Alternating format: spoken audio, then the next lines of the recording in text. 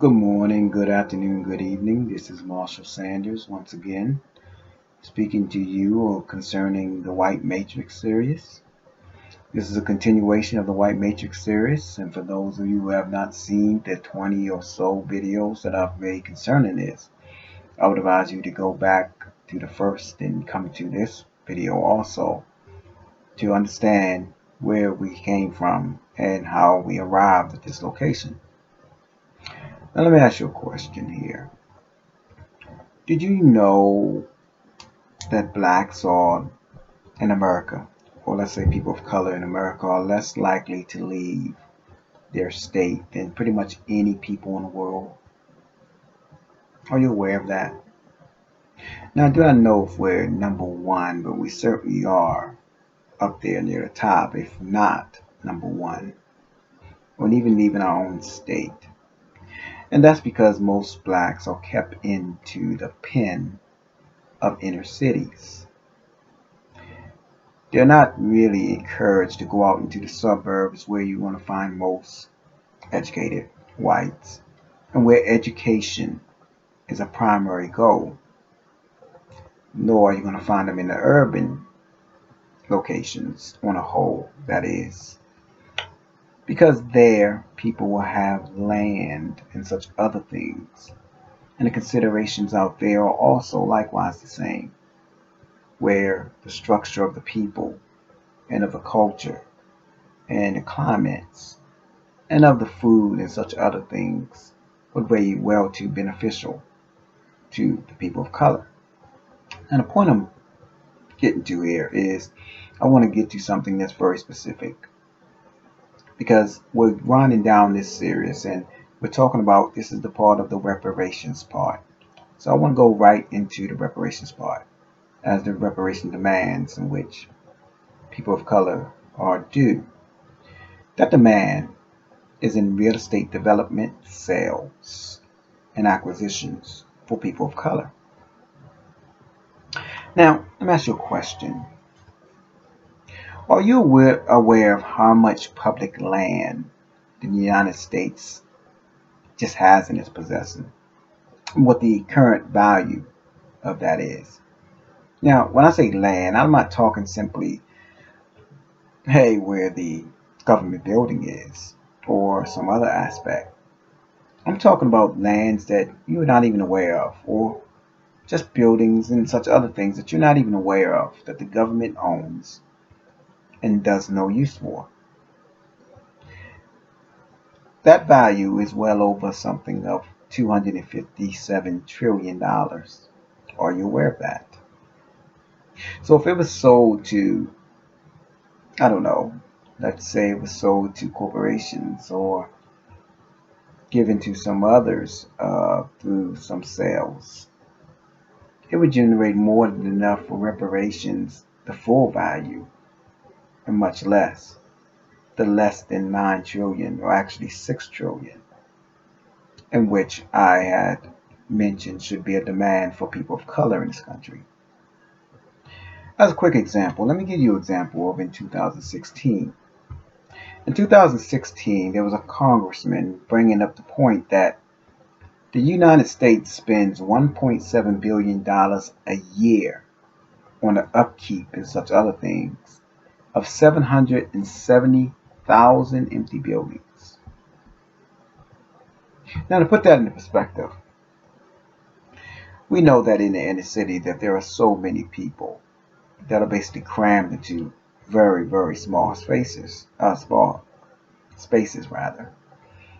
And this is just 770 buildings. We're not talking about how huge the buildings are and how many people that can be in these buildings. And not only to add insult to it, we spend $1.7 billion maybe keeping it clean, maybe cutting the grass, such other little details. And yet when we talk about black reparations, we hear nothing. That's what you deserve. Nothing.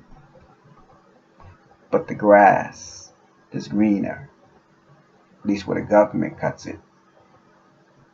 So, I'm going to give you a list of some GDPs of countries around the world. The reason why is America is known for its GDP, although realistically it's a lie number. I would suggest people actually learn actual economics and not the bullcrap that they tell you. They lie about everything. So expect them to lie about your finances also, and also on how to acquire it. So let me give some GDPs, because I mentioned this before in one of my other videos, is that those who are in the white matrix, when they're offended, one of their top answers, well, their top answer is, if you don't like it, then go back to your own country. Rather than an insult, that should be a opening to say, sure, pay for my ticket, pay for my things, and I will gladly leave you in your white matrix idea of your country. You see, certain countries are where people of color can actually go back to live. And unlike here, where blacks are not only not appreciated, but given such stereotypes as lazy, don't want a job, criminal, loves chicken and watermelon, like the other video I made about that on the white matrix, on black stereotypes and answering those. Let me give you an idea of what you would be missing with the people that you don't want in your country, as you would call it. Countries like in Eastern Europe.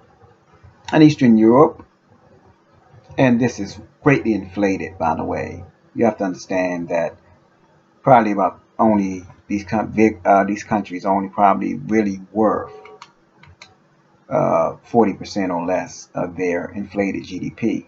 I just want you to understand that as I read this to you. Republic of Moldova is worth 11.96 billion. Romania is worth 550 billion. Bulgaria is worth 68 billion. But hey, we want to talk about those other areas in, say, Western Europe, right? Spain, ooh, lot, $1.4 trillion.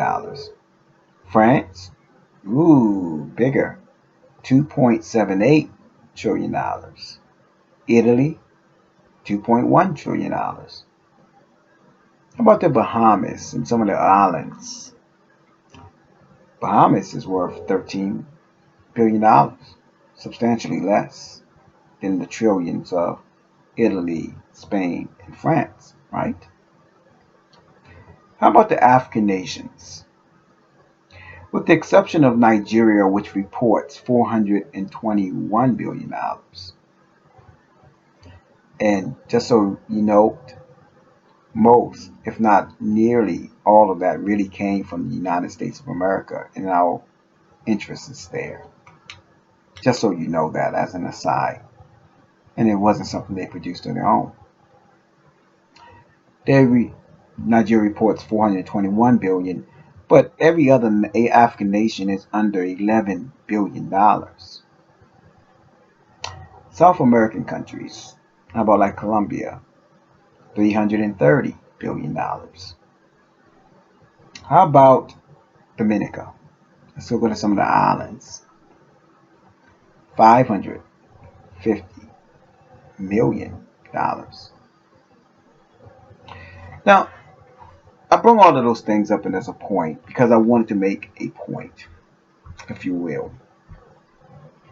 The point that I'm trying to make is that if Americans who were of color brought trillions of dollars to these economies, even such large economies like Spain, France, and Italy, I should say,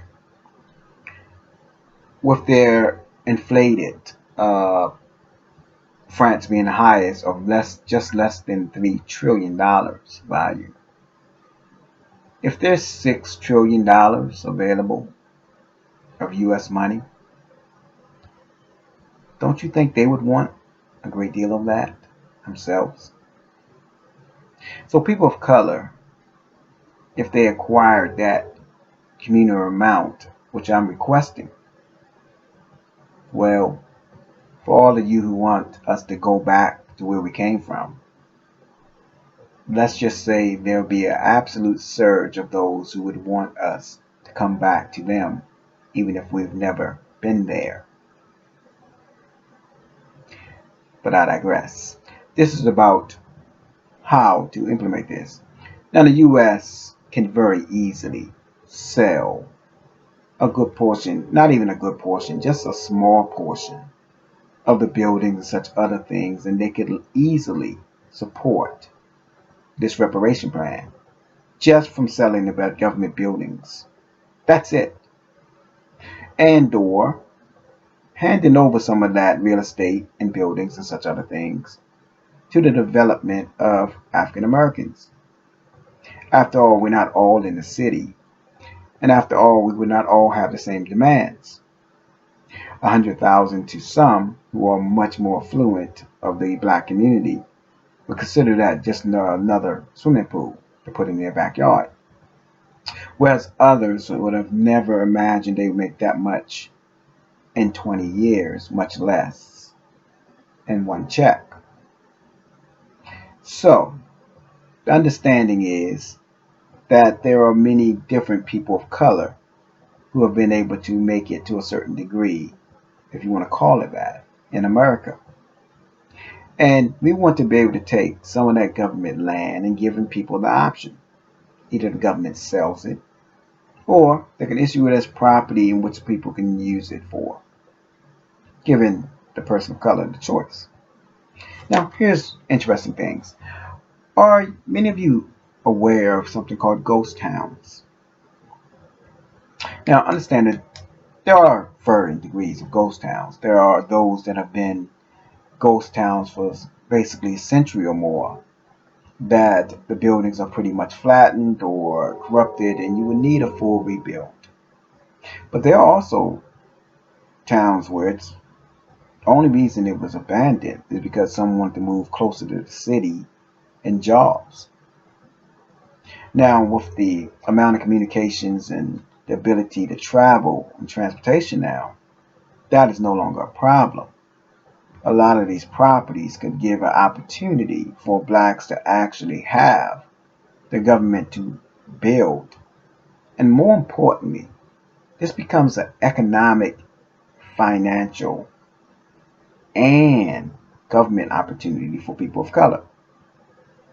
Now you'll say, well, how does that make sense? Well, that's why I'm here to explain it to you. Let's do it for instance. For instance, Hale, Michigan. Now, Hale, Michigan is up for sale. It's one of the most beautiful places in America. Has roughly 66 miles or somewhere close of it of land, I should say, excuse me.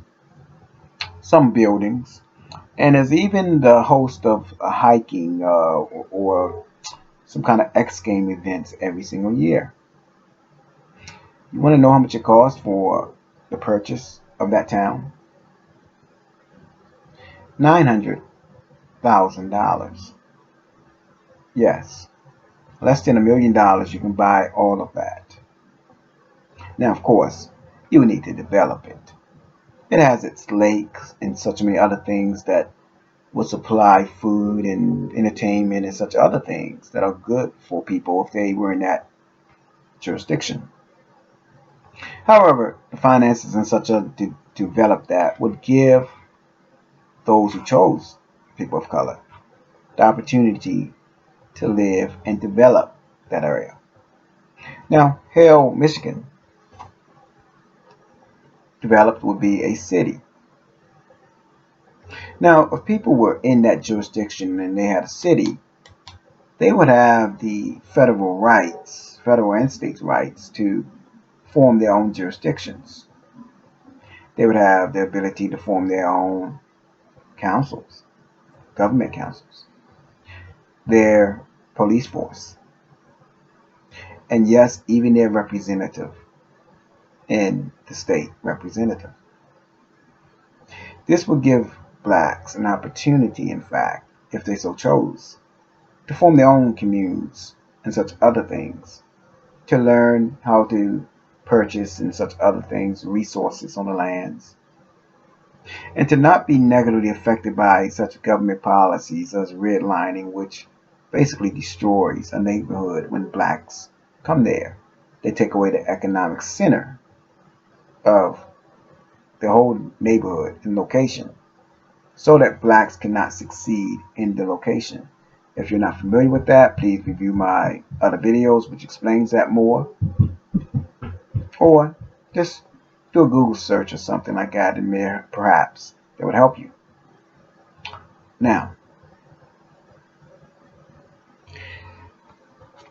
I wanted to be able to speak to you, those of you who have not heard of these suggestions of mine in the first place. Well, actually demands, but who's counting, right? The idea is to get some, not even close to what is available and should be, of these reparations taken care of for people of color that they deserve. I repeat, they deserve. This is not something that was not uh, earned. Now, as we go and we embark on this COVID-19 and such other things, with receiving bailouts to people who actually criminalize black people and stole all their property, and yet the American people have no problem with it as long as they're getting something from it. So I wanted to address you concerning that. Do you know that you are the benefactor of criminal behavior? Let's be more blunt. If a person stole, let's say a person went to a bank and they robbed the bank. They took a few people in the back room and put a bullet in them, execution style, killing them and destroying their families and such other things. And they took the $5 million, $10 million that was sitting in on the shelf in the vault, and they ran out. And they came back to the house and they, started spending the money. They started buying the wife a new diamond ring and, buy her a pink, I don't know, fur coat and took on vacation. You're a benefactor of criminal activity. Now, you would say I would never accept that, but you already have, number one, and you do even to this day. You see, because all of those things could not be questioned that people of color are responsible for and that was stolen from them. It was not given by permission, it was force upon them and taken. And so I find it rather interesting to so many people who have a problem with this. By saying, even today, they say our government is tyranny. They say, well, the Democrats are doing something against the Republicans, and the Republicans are doing something against Democrats. Trump is bad. Biden's bad. We can't allow them to get into there. And yet you have no problem receiving that $1,200 stimulus check, do you? Or you have no problem receiving government assistance of some form. You would smile as you walk out with whatever it is that they gave you, would you? So it speaks for a lack of integrity that people in the white matrix have. When it comes to theft and you benefiting from it, you have no problem with it. But that's nothing new. Because built on first indentured servants of Irish and then also with British children, this nation simply ate the spoils of their hard labor. And then when that turned out to not be enough, they brought in black slaves, and instead of servants, they simply made them slaves and made them, what was it? The guy quoted, the congressman, that we're going to make them a beast of the field. not human, a beast. And they were successful doing so. And yet, on this backs of the beast of the field, you eat and you prosper and you run around. Some of you, of course, there's many of you who do not, talking about how great this country has been built. It reminds me of something I was speaking with a gentleman earlier about. He's 90 years old and deserves the respect of being heard. He's a man of color, and he talked about how he was very fortunate. He served this country even though they hated him. And he did some other jobs, and as a security guard and such others, and he had to beg for those kind of things that he was well overqualified for. And even after all of those things, he's still not regarded in any value in this country.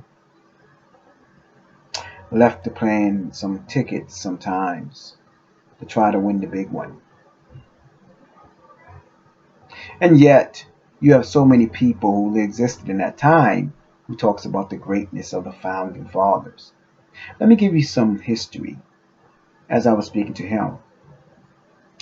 Did you know that in 1776, basically we did not win, and I spoke about this in an earlier video, so I'm not going to go over this too much, but we didn't win the Revolutionary War, and it was only reason we had any chance whatsoever is because they had beaten us down so thoroughly that Hess soldiers were actually just relaxing in a cabin waiting for the winter to pass.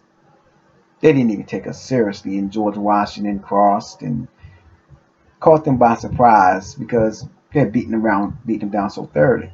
Now this was less than 1% of British fighting. They simply thought it was a skirmish, and they underestimated the importance of this event in the colonies, which is the only reason we're not speaking British language right now easily. Now, here's the interesting part. That was in 1775, and we know that in 1788, the Constitution was ratified 12 years later. Now, I want you to understand something. Did you know about the 12 years in between? Did you know that people who had fought for the independence and gotten this were so much in turmoil that they actually tried to give the government back to England? Did you know that? And subsequently, when England made them squeal and said, hey, you have your freedom, what are you going to do with it? They even went to Prussia. Yes, Prussia. They went to Prussia, the Prussia king, and asked the Prussia king to be the king here, because had an inability to even govern themselves. You see, the white matrix has no real skill. It has an illusion. And all those people who fought and generally fought were slave owners. And they only cared about illusion. But when it came to responsibility, they had very little responsibility. And so they tried to pass it to those who had a reality. And when that didn't work, you know what they did? They said, to feed the white matrix even more, we got to dehumanize the people and make them our slaves, and then live off of their labor. And so they did for another 200 years. And they still are today. And yet when someone says, hey, we deserve to be paid for the work and the labor in which we've done, many of you say, no, that should not be done. And yet you have no problem with the Japanese, and you have no problem with the Holocaust survivors, and you have no problem with so many people getting a stimulus check. who haven't done any work. And you have no problem on anything or anyone receiving something as long as you get to stay in the white matrix and live off of this system of no work, be paid, work, and not be paid. So let me ask you a question. If you have a government who has the citizens who are asking the citizens, who are asking the government to give them justice and to repair the breach for reparations of a labor unpaid for, why would you say no to that? Because, ironically, when you go to the government and you say the government should change, and you address the criminality of the government yourselves, why should the government listen to you? You see, you didn't want them to listen to them for us. Why should they listen to you? Don't crowd foul when you're the person that's actually a foul. What was it that Yeshua said, or you say Jesus said? You hypocrite. Take the log out of your eyes, that you may be able to see the lint that is in your brother's eye. You see, and that's what I'm here to do, to try to do anyway, and removing this log out of your eyes that is the white matrix. Because you don't want a blind man, no offense to the blind people, to be your eyes.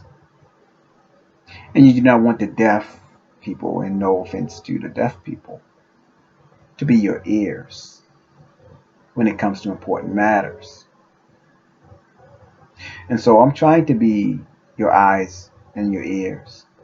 And I'm trying to be your tongue so that you hear, see, and understand how to get out of the white matrix and how to make a wrong a right. I'm asking you to join me. And if you do, I guarantee you it's going to be very fulfilling for you and others. But if not, when the white matrix collapses, and it's got to collapse, don't say I didn't tell you so. And above all things, don't cry to the government who victimizes any and anyone for its purpose that they treated you wrong, especially since you cannot even acknowledge that it has treated people of color wrong. Good morning, good afternoon, good evening. Shalom to you all.